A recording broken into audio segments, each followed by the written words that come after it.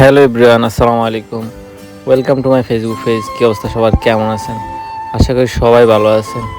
অনেক দিন পরে আজকে একটা ব্লগ নিয়ে আসলাম, আর এই ব্লগটি খুবই ভিন্ন রকম।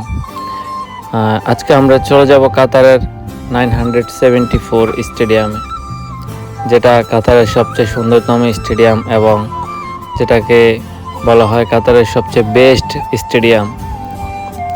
এই স্টেডিয়ামকে বলা হয় স্মার্ট ডিজাইন আর স্যাটেলাইটবিহীন সেরা উদাহরণ।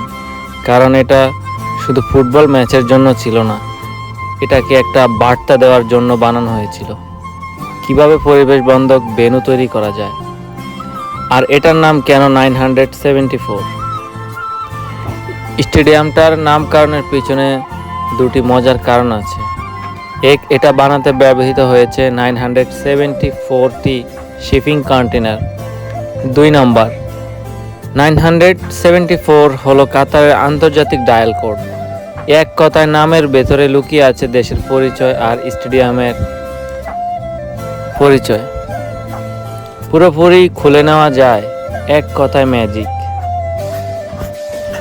স্টেডিয়াম 974 এর সবচেয়ে বিশেষত্ব হলো এটা সম্পূর্ণ ডেভেলপমেন্ট স্টেডিয়াম, মানে চাইলে একদম খুলে ফেলা যায়। এই আইডিয়াটা ফুটবল ইতিহাসের ছিল একবারে প্রথম।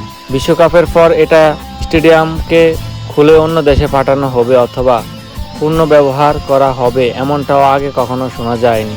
এটাকে বানাতে কংক্রিট খুব কম ব্যবহার করা হয়েছে, ফলে কার্বন নিঃসরণ তুলনামূলক কম হয়েছে। কারণ স্টেডিয়ামটা সমুদ্রের একদম পাশে, তাই ভিতরে লাগেনি অনেক বড় বড় কুলিং সিস্টেম, স্বাভাবিক বাতাস, ওপেন স্পেন আর স্মার্ট স্ট্রাকচার সবকিছু মিলে এটাকে বানিয়েছে কাতারের সবচেয়ে ইকো ফ্রেন্ডলি স্টেডিয়াম। 2022 বিশ্বকাপে অন্যতম আলোচিত ভেন্যু।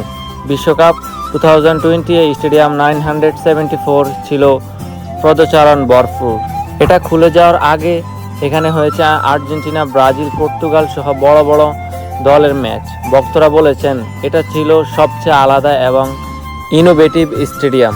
2020 বিশ্বকাপ শেষ হওয়ার পর পরিকল্পনা অনুযায়ী ধীরে ধীরে স্টেডিয়ামটি ডেভেলপমেন্ট করা হয়। এখন জায়গাটায় দাঁড়ালে তুমি দেখবে একদম খোলা পরিবেশ, সমুদ্রের হাওয়া আর এক স্মৃতি।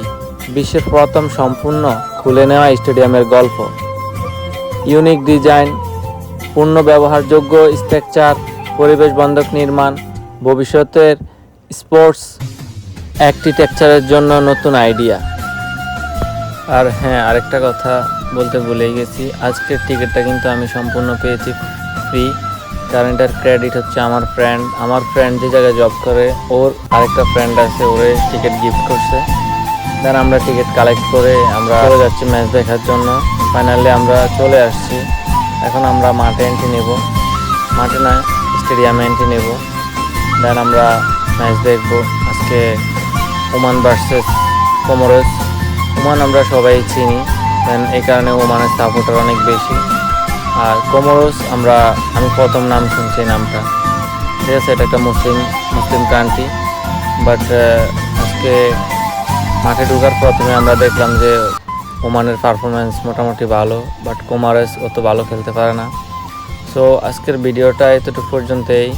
সবাই ভালো থাকবেন অ্যান্ড শেয়ার করবেন ভিডিওটা। অনেক দিন পরে ব্লগ, আর আমার এখন টোটালি টাইম নেই, দ্যাটস ওয়াই আমি ব্লগ আপলোড করতে পারি না। সবাইকে ধন্যবাদ।